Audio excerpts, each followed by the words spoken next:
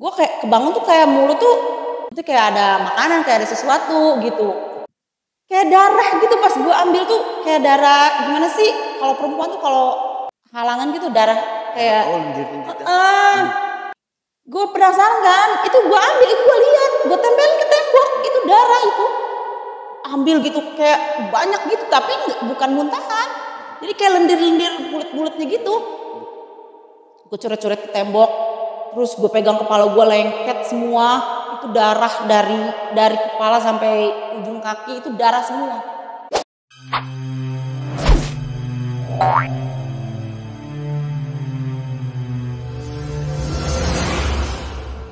Assalamualaikum warahmatullahi wabarakatuh. Selamat malam, kembali lagi di channel Moge. Masih bareng gua Erik Moko di acara Ngopami, ngobrol perkara misteri. Au. Malam hari ini seperti biasa nih, malam Jumat, gua ditemenin seorang narasumber yang akan berbagi cerita pengalaman misterinya. Katanya, sewaktu di SMP pernah kena salah sasaran santet.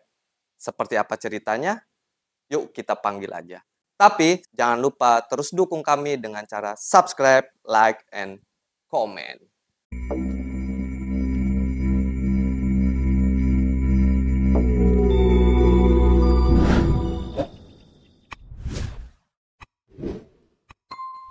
Nah, narasumbernya udah ada di samping gua nih. Yuk kita kenalan aja langsung. Assalamualaikum Mbak Ica. Waalaikumsalam. Mbak Ica di dinding. Diam-diam merayap. Datang seekor nyamuk.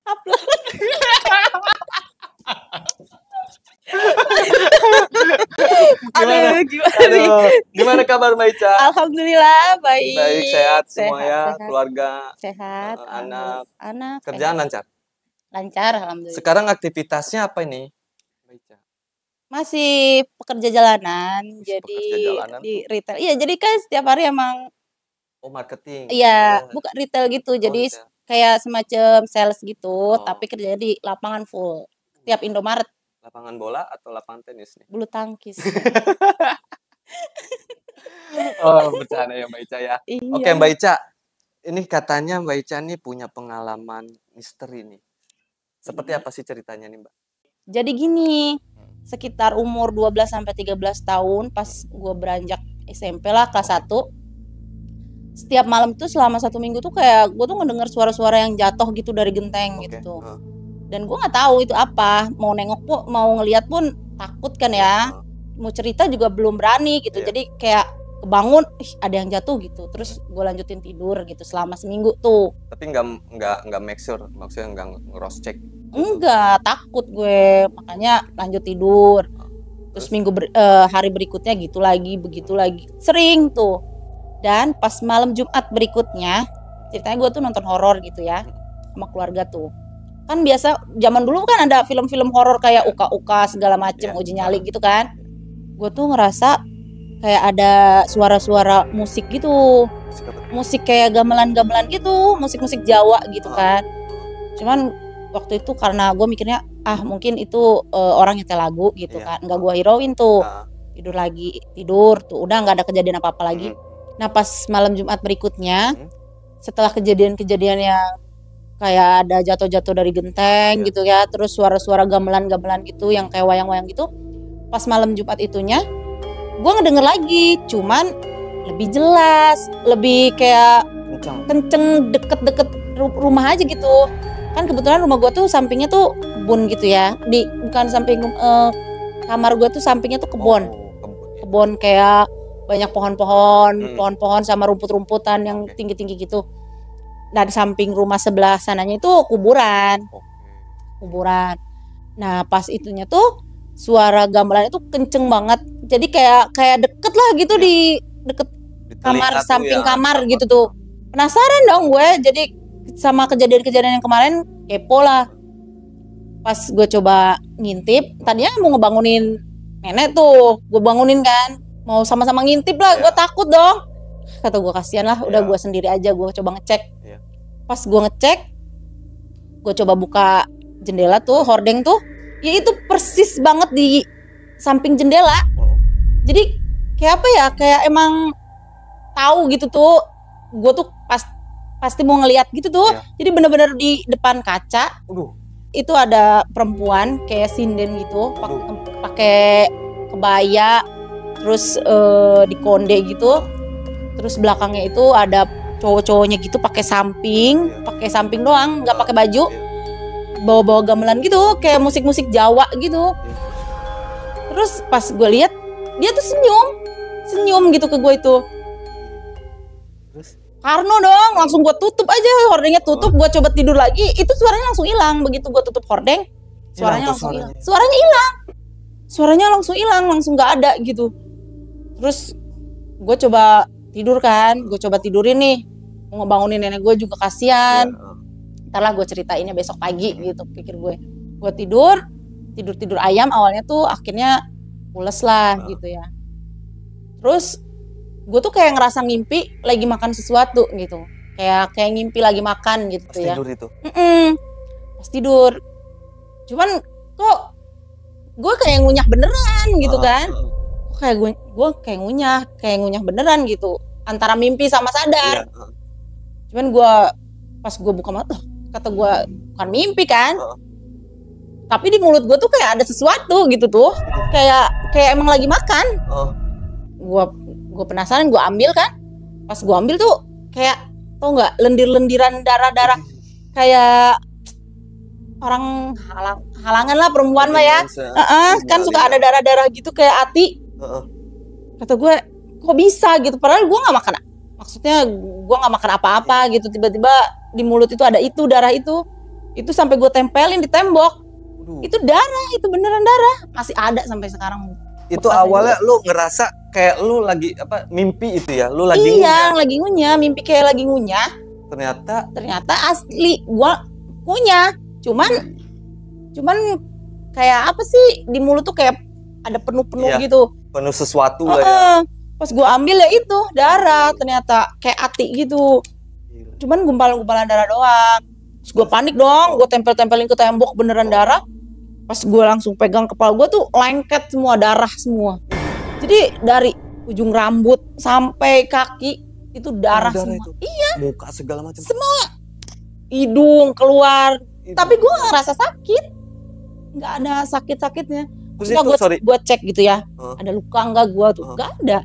Itu di kasur enggak ada darah tuh, tapi darah di bekas di tubuh gue aja nempel. Jadi cuman, ini kan gue tidur sama nenek gue nih, itu pas bagian gue doang yang berdarah gitu. Gue cek nih nenek gue nih, enggak ada ya? Enggak ada. Gue coba cari, takutnya ada lukanya, dia ada lukanya atau apa gitu ya. Enggak ada, cuman gue doang. Situ gue langsung teriak dong, kaget ya, sampai bangun semua orang-orang. Terus akhirnya udah dicek sama keluarga juga, karena waktu itu masih kecil kan, masih 1 SMP ibaratnya. Masih nggak begitu nggak begitu ngerti kenapa gitu. Akhirnya nangis aja ya, dibersihin lah. Terus nggak bisa tidur tuh kayaknya dari jam 3 sampai subuh itu kita pada nggak tidur deh. Kita mau nanya ke orang pinter pun karena masih subuh, ya. Masih malam kan, jadi nantilah gitu, nunggu habis subuh gitu. Akhirnya pas subuh itu gue ke rumah uak gue. Kebetulan dia juga orang pinter lah, bisa nyebut-nyebut kan. Rumahnya kan cuma 5 rumah gitu, kehalang 5 rumah. Situ sama mama segala macam. Gue ceritain lah tuh dari awal. Yang seminggu itu gue sering ngedenger ada suara-suara gitu ya, jatuh-jatuhan gitu dari di atas genteng. Terus seminggu setiap malam Jumat gue ngedenger suara musik Jawa gamelan gitu ya. Dan yang terakhirnya itu pas kejadian gue lumuran darah itu, gue ngelihat langsung itu perempuan cantik. Jadi dia kan, orang kalau hantu mah kayak buruk rupa gitu, enggak, ini mah bener-bener dia dirias, senyum lagi gitu tuh. Pas gue tutup itu suaranya langsung hilang. Pas gue tutup tuh, gue coba buat tidur lagi tuh suaranya udah nggak ada. Dan kebetulan kan orang bisa gitu tuh, dia dilihatlah dia gue. Terus akhirnya dia bilang, oh kamu hati-hati aja katanya gitu, banyak doa. Soalnya ini nih ternyata katanya, oh ini ada yang mau neluh di lingkungan situ. Cuman kekirimnya ke rumah gue gitu. Jadi sekitaran tetangga gue lah ibaratnya, ada yang mau ngasih itu gitu. Dan pas ke gue kenaknya gitu. Kalau yang kenanya ya Mbak ya. Jadi kan emang zaman-zaman dulu, ingat gak yang karena kolor hijau, zaman-zaman kolor hijau, genderuwo, itu zaman-zaman itu gue itu. Itu zaman-zaman bener sih SMP gue. Zaman-zaman itu gue heboh itu. Pas heboh itu. Lo deh ternyata korban salah teluh ya. Salah teluh atau nggak salah santet gitu ya. Terus akhirnya setelah berobat itu, besoknya gue langsung sakit di situ. Sakit, panas banget badan gue. Terus kata orang rumah, karena gue kan nggak tahu ya, maksudnya gue yang ngalamin tapi di bawah sadar gue. Di bawah sadar gue, orang rumah cerita pas setelah gue sembuh nih cerita. Tahu nggak sih kamu tuh semalam lari tahu keliling-keliling kampung katanya gitu. Buset. Iya, lari keliling-keliling kampung katanya. Tapi lu nggak sadar itu ya? Enggak, gue nggak sadar sama sekali. Yang gue inget gue tidur di kamar keadaan panas gitu. Cuman gue nggak inget yang lari-lari karena kepanasan gitu, gue nggak inget. Ya mungkin efeknya kali ya. Jadi kan emang kemarin pas gue ngerasa kayak ada darah-darah itu emang ngerasain sakit sama sekali enggak. Setelah itunya baru ngerasain panas banget kayak kebakar gitu. Terus akhirnya saudara gue tuh minta obat lah, minta apa sih, air doa ke rumah gue yang kemarin sempat nyembuhin itu malam pas kejadian itu dia langsung minta jam 11-an, jam 12-an gitulah. Kan emang rumahnya juga nggak jauh. Pas dia minta udah di segelas gitu, pas dia mau ngasihin ke gue gitu, dia nggak bisa jalan tuh, kayak ada yang narik, kayak ada yang megangin katanya tangannya, kayak ada yang nahan gitu. Iya, nggak bisa jalan. Terus kayak ada yang ngebisikin jangan diobatin, jangan dikasih katanya, mau saya ambil gitu. Gue juga kaget ya, itu kata saudara gue yang ngobatin itu ngomongnya begitu. Jadi tuh Mbak Ica tuh pengen diambil katanya gitu. Dia teriak tuh, ketakutan kan, takut di depan rumah Wah itu sekolah gitu kan gelap, itu juga sama, banyak cerita-ceritanya itu di situ. Jadi dia panik sendiri kan, teriak-teriak. Akhirnya gue keluar, nanyain kenapa ini kayak ada yang nahan. Akhirnya didoain gitu, diodoain, baru di situ dia bisa jalan. Akhirnya nganterin minuman itu ke lo ya. Udah, guanya kan sempet lari terus dipegang kan. Pas gue lagi dipegangin itu, saudara gue minta air, gue di itu pingsan, gue nggak sadar di situ. Baru besoknya baru gue diceritain kalau gue tuh malamnya keliling-keliling kampung kepanasan gitu. Gue aja sampai merinding loh, kok sampai segitunya gitu ya. Gue juga anjir nggak ngebayang bah. Tapi hal-hal begitu berlanjut nggak? Itu kan gue waktu SMP tuh masih tinggal di rumah nenek ya. Terus akhirnya gue pindah. Pas pindah itu udah nggak ada kejadian yang suara-suara atau apa-apa, udah nggak ada. Cuman gue malah ngerasa kayak setelah kejadian itu kayak sering ketindihan, erup-erup kalau kata kita Maya. Pokoknya nggak bisa gerak sama sekali. Jangan kan gerak, ngomong aja susah. Jadi cuman bisa, kita tuh seolah-olah teriak, cuman nggak ada suaranya. Jadi doa aja. Sampai akhirnya bisa gerak sendiri. Kalau udah bergerak sendiri tuh gue langsung duduk terus pindah posisi. Soalnya kalau gue pernah coba tidurin lagi itu ketimpaan lagi. Berarti lo sering itu ya? Sering, sampai sekarang pun masih kalau erup-erup gitu. Itu mah laki lo kali yang nimpahin. Kok sampai sekarang mah beda dong, kan kerasa. Kerasa ya? Beda. Kerasa ada yang ngedulit ya? Beda. Beda, belayannya beda. Aduh, oke. Aduh. Terus setelah itu ada lagi kejadian? Enggak sih, cuman semenjak kejadian itu gue ngerasa lebih sensitif ya. Lingkungan baru. Jadi gue lebih ngerasa kok kayak ada yang merhatiin gitu. Tapi nggak diliatin. Nggak diliatin. Kayak ada yang di sini nih kayak ada yang ngeliatin nih, kayak ada yang merhatiin gitu. Kayak kok di sebelah sini cuacanya dingin, beda sendiri itunya gitu, lembab gitu. Cuman emang gue tuh sempat bilang kayak ada uyut gitu tuh, kayak gue tuh emang kayak ada yang ngejagain katanya. Alhamdulillah kalau misalkan. Jadi emang kalau masalah kesurupan gitu tuh, kesurupan yang segala macam tuh enggak, terus dilihat-liatin kayak gitu tuh enggak. Cuma diganggu-ganggu juga yang kayak apa sih, kan biasanya suka ada yang iseng-iseng gitu ya, hantu maksudnya munculin lah, jatuhin barang, kita dilihat itu enggak sih. Cuman ya itu doang kejadian yang pas SD itu doang yang paling parah. Itu aja sih kayaknya cerita yang bisa gue share di sini ya. Maksudnya itu tuh pengalaman yang sampai sekarang pun gue inget. Gue selalu ceritain, gue punya anak, gue selalu ceritain dulu tuh waktu masih kecil gue ngerasain kayak gini. Soalnya emang ngebekas banget. Ya, gue nggak habis pikir itu gila itu bisa sampai. Kok bisa sampai salah telu gitu ya? Dulu sih gue juga sering emang zaman dulu. Iya itu, zaman-zaman yang katanya kolor hijau, yang suka masuk-masuk rumah orang, maksudnya badannya gede gitu, suka tiba-tiba ada di dalam rumah. Itu zaman-zamannya itu. Oke Ica, terima kasih banyak Iya, atas waktunya nih. Udah jauh-jauh lo datang ke sini. Jangan kapok ya. Iya. Semoga Ica selalu sehat, Amin. panjang rezeki, Amin. dan lancar segala hal. Amin.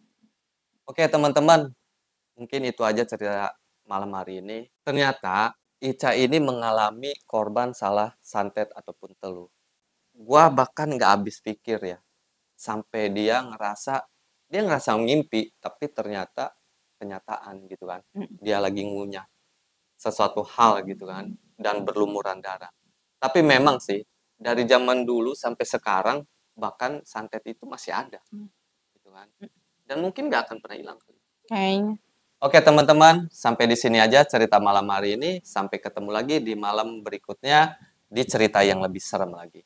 Wassalamualaikum warahmatullahi wabarakatuh.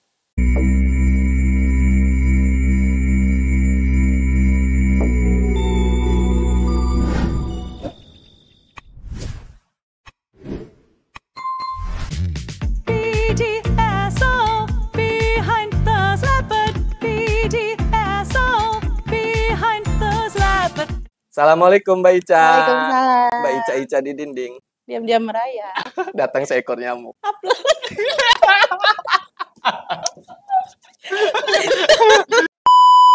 Saya tuh emang sering kayak ngedenger di atap rumah gitu, genteng gitu, kayak barang-barang jatuh, terus suara-suara ayam berkokok, unggas segala macem.